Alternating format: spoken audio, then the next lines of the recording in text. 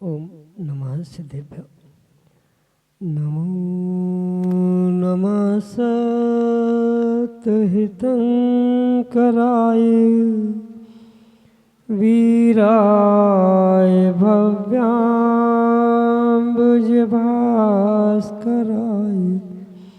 अनन्तलोकाय सुरार्चिताय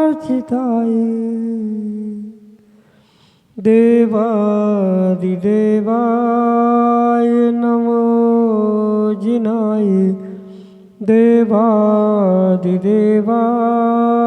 नमो जिनाय। पंच परमिष्टि भगवान की परम पूज्य आचार्य भगवंत गुरुवर विशुद्ध सागर जी मुनि महाराज की परम पूज्य मुनि श्री सुप्रभ सागर जी महाराज की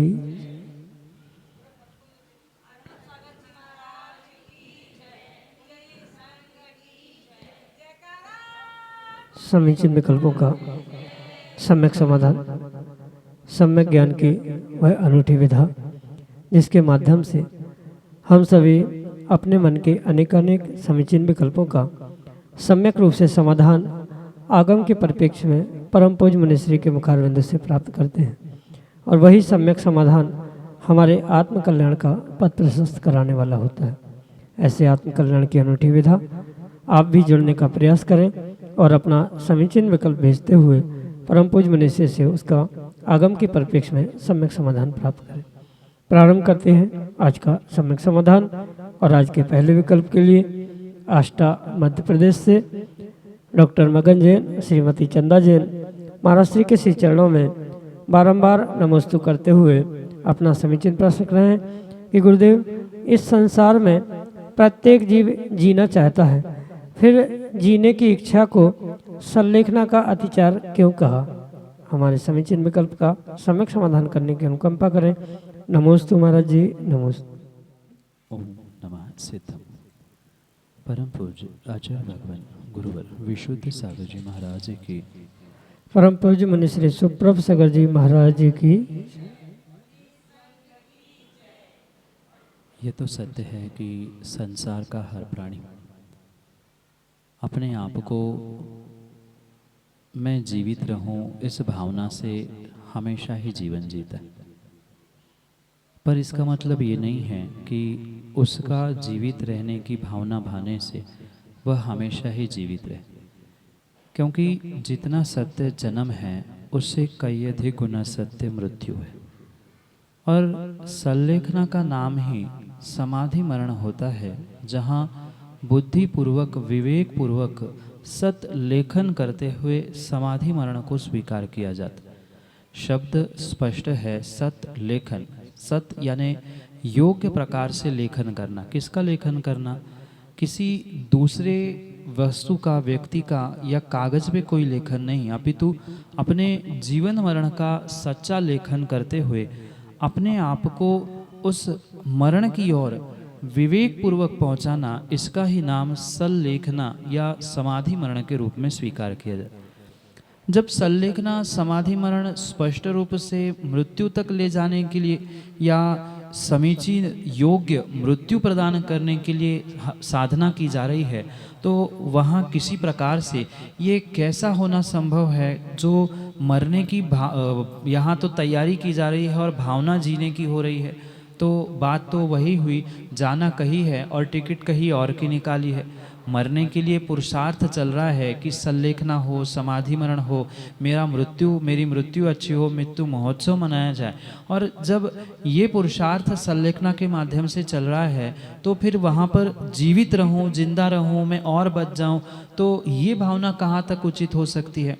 इसलिए संलेखना के लिए जो मैं जीवित रहूं, जीने की और इच्छा, ये पूर्ण रूप से आगम में आचार्य भगवंतों ने अतिचार के रूप में स्वीकार किया। अतिचार वो होता है जो किसी व्रत, किसी कार्य के सिद्धि के लिए कुछ हद तक ले जाकर वहाँ से दूर ले जाने वाला जो होता है उसे अतिचार कहा जाता है। जबकि वहाँ व्रत या जो कार्य किया जा रहा है वो समाप्त नहीं हुआ, पर समाप्त होने की कगार पर जहाँ होता है कि बस इसको पार कर दिया तो अब वह व्रत समाप्त, तो उसे अतिचार कहा जाता है। तो संलेखना व्रत जो कहा गया है, उस संलेखना व्रत के विषय में भी यही समझना होगा। अगर जीवित रहूं, जीवित रहूं, जीवित रहूं ये भावना भाई जा रही है, जीवन जीने के लिए प्रयास किया जा रहा है, तो फिर संलेखना नहीं हो सकती, क्योंकि संलेखना का अर्थ ही अपने जीवन मरण को समाप्त करने के लिए विधि पूर्वक समाधि मरण को प्राप्त करना है। इसलिए जीवित रहना और मृत्यु को प्राप्त होना दो भिन्न भिन्न बातें हैं। दोनों में से एक ही कार्य एक समय में होने की संभावना है। संलेखना करना है, समाधि मरण करना है, तो जीवित रहने की भावना योग्य नहीं है, और जीवित रहने की भावना भाई जा रही है तो समाधि करने का, संलेखना प्राप्त करने का कोई भी अर्थ नहीं शेष बचता। इसलिए उस अतिचार के रूप में, समाधि संलेखना के अतिचार के रूप में आचार्य भगवंतों ने उस जीवित रहने की इच्छा, मरने की आकांक्षा या आदि जो भी अतिचार कहे हैं वो इसी अपेक्षा से कहे हैं। यही आपके लिए सम्यक समझ। श्रीमती अंजू जैन, डालीगंज, लखनऊ, उत्तर प्रदेश से अगले समीचीन विकल्प। बार नमस्ते। मेरा प्रश्न यह है कि हम अपने ही लिए पूछ रहे हैं कि हम माला फेरते हैं और माला फेरते में सुस्ती आ जाती है। कभी कभी तो हम माला कौन सी फेरे, पहुंच कहाँ, जब दूसरी माला पे पहुंच जाते हैं, फिर अपने आप को वहीं लाते हैं, उस माला को हम फिर अधूरी छोड़ते हैं, फिर अपनी माला पे आते हैं। ऐसा क्यों? अगर आधा घंटे, 1 घंटे में बैठ के फेरने लगे तो ये काम होने लगता है, ऐसा क्यों होता है? माँ, जीव की जो प्रमाद वृत्ति है, उस प्रमाद वृत्ति के कारण ही अधिकांश जीवों के साथ ये समस्या माला फेरते हुए, स्वाध्याय आदि करते हुए देखने में आती। जो कुशल क्रिया है, उन कुशल क्रियाओं में जो किंचित अनादर की भाव है या उसमें जो हमारा आलस्य उत्पन्न हो रहा है, वही प्रमाद जन्य स्थिति कहलाती है। और यही प्रमाद माला फेरते समय, स्वाध्याय करते समय या कई बार पूजा पाठ करते समय भी ये कार्य होते हुए देखने में आते। ये मुख्यतः से जो कर्म का उदय है, जो तीव्र कर्म के उदय के कारण से जो निद्रा सताना, या कई बार ऐसा होता है बीच बीच में झपकी भी लग जाती है, 5 मिनट बाद पता चलता है मैं माला फेर रहा था, पुनः कहाँ से शुरू करूँ, ऐसा भी कई बार होता है। तो ये जो दर्शनावरणी कर्म के उदय से निद्रा, निद्रा निद्रा, प्रचला आदि रूप जो ये कार्य कहे हैं, ये कार्य जीवों के साथ घटित होते हुए देखने में आते। इसलिए ये विकल्प ना करें कि हम माला फेरना छोड़ दें। ये आप अवश्य कर सकते हैं कि लगातार 1 घंटा माला फेरने की जगह जब जहाँ जैसा समय मिला, मतलब 15-20 मिनट का समय ऐसा होता है कि तुरंत 15-20 मिनट में झपकी नहीं आती या प्रमाद नहीं आता, तो 15-20 मिनट माला फेर ली, फिर कुछ कार्य कर लिया, फिर 15-20 मिनट बाद माला फेर ली। ऐसा करने से जो माला में विघ्न हो रहा है या माला टूट रही है, पुनः पुनः करनी पड़ रही है, ये समस्या दूर हो सकती है। पर यहाँ तीव्र दर्शनावरणी कर्म के कारण से ये निद्रा, ये प्रमाद आदि उदय में आते हैं, और जिस कारण से ये विपरीतता जीव के साथ घटित होते हुए देखने में आती है। यही आपके लिए सम्यक समझ। अनंत जैन, डालीगंज, लखनऊ, उत्तर प्रदेश से अगले समीचीन विकल्प। धारा होती है महाराज जी, उसमें पीछे से हाथ लगाना चाहिए या नहीं लगाना चाहिए?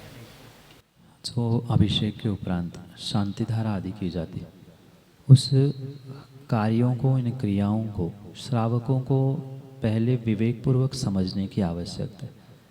वह मात्र भगवान के प्रक्षालन के लिए, भगवान के लिए किसी प्रकार से अभिषेक, शांतिधारा, पूजन आदि नहीं होता, अपितु हमें पुण्य की प्राप्ति हो, भावों की विशुद्धि के साथ उस कार्य की सिद्धि हो, इसलिए ये पुरुषार्थ श्रावक विशेष करके अभिषेक, शांतिधारा आदि के माध्यम से करता है। इसलिए ये आवश्यकता नहीं है कि शांतिधारा में हर किसी को हाथ लगाना ही चाहिए, पर ये भी ध्यान रखें कि अगर कई शांति धारा कोई करते हुए हाथ लगाया जा रहा है तो उसमें भी दोष नहीं है। श्रेष्ठतम कार्य तो यही है कि हम स्वयं शांति धारा करें, क्योंकि स्वयं के करने का फल विशेष होता है, दूसरों से कराने का और कम और अनुमोदना करने का और कम होता है। माना कि शांति धारा बोली से हो रही है तो जो बोली ले रहा है या जो मुख्य पात्र बन रहा है उसको तो विशेष पुण्य मिलेगा, क्योंकि उसने बोली ली है, दान भी दिया, शांति धारा कर रहा है। इसलिए मुख्य भूमिका में अगर हम रह रहे हैं बहुत अच्छी बात है। या कई बार ऐसा होता है बिना बोली की भी शांति धारा होती है, तो बिना बोली की शांति धारा हो रही है तो अक्सर यही देखने में आता है कि उसमें लड़ाई मची है कि कलश पहले मैं पकड़ूंगा, तू पकड़ेगा, ये हाथ लगाएगा। कई बार वहाँ श्री जी की भी अभिनय होते हुए देखा जाता है, कलश गिरता है या श्रीफल भी गिरता है। तो ये विवेकपूर्वक ध्यान रखें कि भावों की विशुद्धि के साथ हमें पुरुषार्थ करना है। हाथ लगाने में कोई दोष नहीं है, हाथ लगाओ सो दोष नहीं है। और नहीं लगा पा रहे हैं, कई बार भीड़ हो रही है तो हम दूर से अनुमोदना करें। और जो शांति मंत्रों के माध्यम से शांति धारा की जा रही है, मतलब जैसे संपूजक का नाम पढ़ा जा रहा है या छिंद छिंद बिंद बिंद पढ़ा जा रहा है, तो उसको समझते हुए वो भावना अपने भीतर प्रकट करने का प्रयास करें, उससे भी आपकी अनुमोदना ही कहलाएगी। हाथ लगा रहे हैं तो भी आपकी अनुमोदना है। समय की और वहाँ की व्यवस्थाओं की अनुकूलता देखते हुए ही आपको कार्य करने की आवश्यकता है। आप हाथ लगा भी सकते हैं, नहीं भी लगा सकते हैं, आवश्यकता नहीं है कि हाथ लगाने से ही पुण्य मिले। कई बार ऐसा होता है, फोटो खींचने के चक्कर में सब हाथ लगाने के लिए पहुंच जाते हैं और पूरा ध्यान भगवान और शांति धारा को छोड़कर फोटो खींचने वालों की तरफ होता है, तो वो कहाँ तक पुण्यदायक हो सकता है। उससे अच्छा है कि भीड़ में धक्का बुक्की करके पहुँचने से अच्छा है हम दूर से अनुमोदना करें, हाथ जोड़कर जो भावना शांति धारा के मंत्रों में भाई जा रही है उसे हम प्राप्त करने का प्रयास करें। इसलिए समय सूचकता के अनुसार जहाँ जैसी परिस्थिति है, माना कि एक दो ही व्यक्ति है हाथ शांति धारा करने वाले, तो हाथ लगाने में कोई दोष नहीं है। बहुत भीड़ हो रही है तो दूर से अनुमोदना भी करें। तो जैसी अनुकूलता तत्क्षण में समझ में आए वैसा कार्य आपको करना चाहिए। हाथ लगाने में भी दोष नहीं है और नहीं लगाते हुए भी अनुमोदना करें तो भी पुण्य मिल सकता है। यही आपके लिए सम्यक समझ। चारू जैन, लखनऊ उत्तर प्रदेश से अगले समय चिन्ह। नमोस्तु नमोस्तु। राशि गृहस्थ जीवन में रहकर धर्म कैसे कर सकते हैं? माँ, ये आपको किसने कहा कि श्रावक धर्म नहीं कर सकता? ये तो श्रावकों की बहुत बड़ी भूल है, भ्रांति है कि श्रावक घर में रह के धर्म नहीं कर सकता।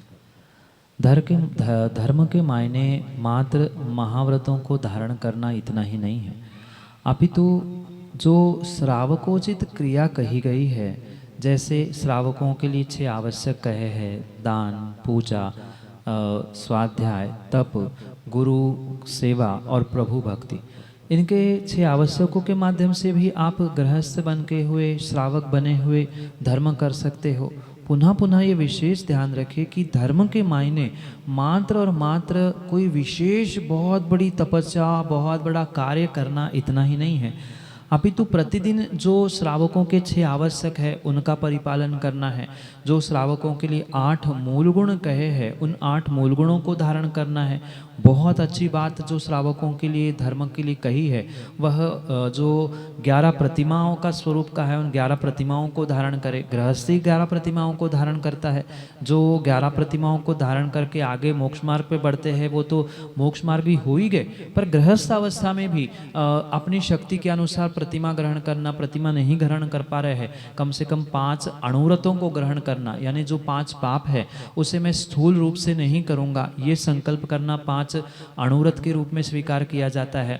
5 अणुव्रतों के साथ अगर 3 मकार का त्याग मतलब मद्य, मांस और मधु का त्याग किया जाए तो वह श्रावकों के 8 मूल गुण धारण किए जाते हैं। तो वह भी श्रावक घर में रहते गृहस्थी में पालन कर सकता है। साथ में 6 आवश्यक जो कहे जाते हैं, देव पूजा, गुरुपास्ति, स्वाध्याय, संयम, तप और दान, इनको जीवन में प्राप्त करते हुए आप धर्म कर सकते हैं। इसके अलावा भी जो आप घर में अपने आप को कषायों से बचाने का प्रयास कर रहे हैं वह भी एक प्रकार का धर्म है, क्योंकि आचार्यों ने मात्र एक किसी कार्य को धर्म नहीं कहा, मात्र पूजा पाठ को धर्म नहीं कहा है, मात्र तपस्या को धर्म नहीं कहा है। सब में समान रूप से बैलेंस बनाते हुए कार्य करना ये भी बहुत बड़ा पूरा धर्म है। गृहस्थी को निभाते हुए अपने शक्ति के अनुसार दिन में 10 मिनट 15 मिनट स्वाध्याय कर लेना, जितनी अनुकूलता है उतनी अनुकूलता पूजा पाठ में समय दे देना, गुरु नगर में प्राप्त है तो गुरु सेवा को प्राप्त हो जाना, आदि आदि अनेक क्रियाओं से घर में गृहस्थी में रहते हुए भी आप धर्म कार्य कर सकते हैं। जैसे समय मिला घर में बैठे बैठे भक्तामर का पाठ कर लिया, जितना समय है समय के अनुकूलता से एक आध माला फेर ली। और मैं तो कहता हूँ जो अहिंसा परम धर्म कहा है वह तो वास्तव में श्रावक अवस्था में से ही प्रारंभ होता है। जैसे गृहस्थी में आप कार्य कर रहे हैं, पानी का प्रयोग कर रहे हैं, पानी का प्रयोग आप छान के कर रहे हो तो वहाँ अहिंसा रूपी धर्म अपने आप हो गया। अलग से मंदिर में पहुंचकर या किसी क्षेत्र पे पहुंचकर धर्म नहीं होता। हर घर में रहते हुए गृहस्थी का विवेक पूर्वक धारण करते हुए गृहस्थी की विवेक पूर्वक क्रियाओं को करने से भी श्रेष्ठतम धर्म का पालन हो सकता है। इसलिए कम से कम हिंसा को प्राप्त करना, पानी छान कर पीना, रात्रि भोजन नहीं करना, अभक्षा का सेवन नहीं करना, ये जो जैन धर्म का कुलाचार कहा है उसे प्राप्त करते हुए भी आप धर्म की पहली सीढ़ी को प्राप्त कर सकते। अनेक प्रकार से अपने शक्ति के अनुसार एक गृहस्थ, एक श्रावक घर में रहते हुए भी घर की जिम्मेदारियों का परिपालन करते हुए भी अपने धर्म को प्राप्त कर सकता है। यही आपके लिए सम्यक समझ। औरंगाबाद महाराष्ट्र से पवन कुमार वी पापड़ीवाल अगले समीचीन विकल्प के लिए। जैन धर्म और बौद्ध धर्म एक समय इतिहास में बताया जाता है कि समकालीन चलते थे। बौद्ध धर्म में बुद्धम शरणम गच्छामि, संगम शरणम गच्छामि, धम्मम शरणम गच्छामि बोलते हैं। और जिन धर्म में अरियंत शरणम पवज्जामि, सिद्ध शरणम पवज्जामि, साहु शरणम पवज्जामि, केवलीपनतम धम्मम शरणम पवज्जामि। दोनों का मायना मोटा मोटी अगर देखा जाए तो शरण जाना ही है बताया। मुझे एक समाधान चाहिए कि दोनों में फर्क क्या है, which is the better and why. क्योंकि जैन दर्शन, जैन धर्म अनेकांत को पुष्ट करता है और अनेकांत की अपेक्षा से ही यहाँ पर विशेष करके कुछ शब्दों को चुना गया है। सामान्य रूप से अगर समझा जाए तो गच्छामि और पवज्जामि में विशेष अंतर नहीं समझ में आता, पर क्योंकि जैन दर्शन में जो अनेकांत का पहलू स्पर्श करता है वह विशेष रूप से कुछ विशेश मायनों के साथ ही शब्दों के चयन करने का पुरुषार्थ किया जाता है। जैसे सामान्य रूप से गच्छामि को भी व्यक्ति यही कहता है कि पहुंचता हूं, क्योंकि गम गच्छ धातु भिन्न है और पवज्जामि के लिए प्राप्त होने वाली जो धातु है वह पूर्ण रूप से भिन्न है।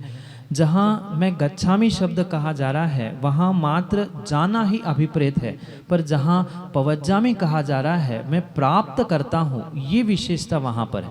जाना तो किसी की भी शरण जाना स्वाभाविक सी बात है, सामान्य सी बात है। हम कहीं भी पहुँच सकते हैं, तो कहीं किसी स्थान में पहुँच गए तो वहाँ उसे गच्छ यानी गम गच्छ धातु से अभिप्रेत है कि मैं पहुँच गया।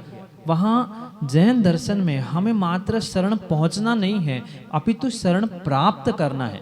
पहुंचना किसी सामान्य व्यक्ति के भी, मतलब किसी मकान में पहुंच गए तो मकान में हमने क्या किया, हमने वहाँ हम शरण गए हैं। कि जैसे सामान्य लौकिक भाषा में भी समझे, कोई व्यक्ति है जिसके लिए घर नहीं है या जिसके लिए कुछ व्यवस्था नहीं है, वह किसी व्यक्ति के पास पहुंचा और वह कहता है कि हमें स्थान दे दो, हमें शरण ले लो, तो वह शरण जाना हुआ। पर जहाँ पंच परमेष्ठी को हम शरण प्राप्त करने की भावना भा रहे हैं, यहाँ मुख्यतः भावना की है, क्योंकि हमारे भगवान किसी को शरण में तो लेते नहीं है, ना शरण से भगाते हैं।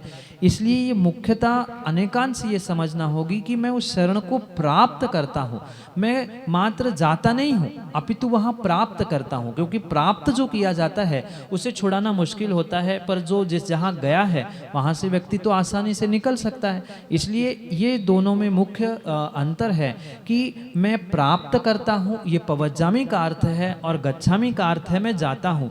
मैं मात्र शरण जा नहीं रहा हूँ, मैं अपितु अरिहंत, सिद्ध, आचार, उपाध्याय, साधु, धर्म आदि की शरण को प्राप्त करता हूँ। क्योंकि यह प्राप्त करना ऐसा है एक बार प्राप्त करने पर मैं पुनः उस शरण से अशरण रूप नहीं हो जाऊं, क्योंकि व्यवहार से आचार्य भगवंत ने इसे ही शरण पंच परमेष्ठी को ही शरण कहा है, अन्य कोई भी शरण नहीं है। निश्चय से भले ही आत्मा शरण है, पर व्यवहार से पंच परमेष्ठी शरण है, तो शरण मात्र होना नहीं है, जिसे अंग्रेजी में सरेंडर होना कहते हैं। हमें सरेंडर नहीं होना है, हमें वह सरेंडर से भी आगे पहुंचकर हमें उनसे समर्पित भाव से उनकी चरण निश्रा को प्राप्त होना है। ये मुख्य अभिप्राय इन शब्दों में निहित है, गर्भित है, इसलिए उसे पवज्जामी के रूप में स्वीकार किया जाता है। भले ही सामान्य रूप से उसमें अंतर नहीं दिखता, पर विशेष विशेष अगर सूक्ष्मता जैन दर्शन की समझे तो ये पूर्ण रूप से प्राप्त करने रूप पवज्जामी शब्द यहाँ ग्रहण किया है। यही आपके लिए सम्यक समझ। लखनऊ उत्तर प्रदेश से मीनू जैन अगले समीचीन में करें। मेरा ये प्रश्न है कि कोई नियम ले रहे हैं तो वो बार बार टूट रहा है, तो किस कारण से टूट रहा है? अंतराय कर्म के उदय के कारण या कोई ऐसे ही? और अगर टूट गया है तो उसका पश्चाताप ब्रह्मोकार मंत्र की जाप के अलावा क्या हो सकता है? माँ, नियम लेने से पहले ही श्रावक को विवेक पूर्वक अपनी शक्ति, अपनी श्रद्धा आदि टटोलने की आवश्यकता है। ये कोई हंसी खेल नहीं है कि आज हमने नियम ले लिया, कल टूट रहा है, परसों छोड़ दिया, नरसों फिर उसे शुरू कर रहे। ये कोई हंसी मजाक नहीं है। आचार्यों ने कहा है कि अगर किसी भी प्रकार से, किसी भी कारण से व्रत नियम टूट रहा है तो वो महान पाप का भागी जीव होता है।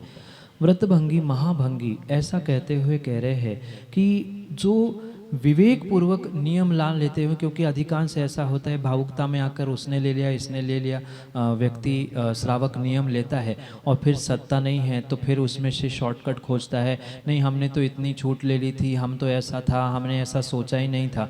तो ऐसा करना दूसरों के साथ नहीं, अपितु अपने आप के साथ ही छल कपट है और मायाचारी का फल साक्षात तिर्यंच अवस्था को ही प्राप्त करना। मात्र ये कहे कि नहीं ये तो कर्मोदय था और कर्मोदय से हो रहा है, ठीक है, कर्मोदय तो था ही, अंतराय कर्म के उदय से ही हो रहा है, पर कहीं न कहीं हमारा व्यक्तिगत विवेक का भी अभाव था, इस कारण से ये नियम टूट रहा है। अगर सर्वथा ऐसा ही है, नियम सद नहीं रहा है, तो फिर नियम लेने का कोई अर्थ ही नहीं बचेगा। इसलिए ये विवेक पूर्वक ध्यान रखे कि नियम लेने से पहले ही अपने शक्ति को टटोल ले। और माना कि कुछ ऐसी विषमता कभी आती है कि टूटने की या तोड़ने के भाव नहीं होने पर भी कई बार नियम टूट जाता है, छूट जाता है, तो उस समय पर ये ध्यान रखे कि जो प्रायश्चित उस नियम टूटने के लिए होता है वह कभी भी मन से नहीं होता। बहुत सारे लोग यही कहते हैं कि 1 माला फेर लो, 5 माला फेर लो, टूट जाए सो टूट जाए, पुनः शुरू कर लेना।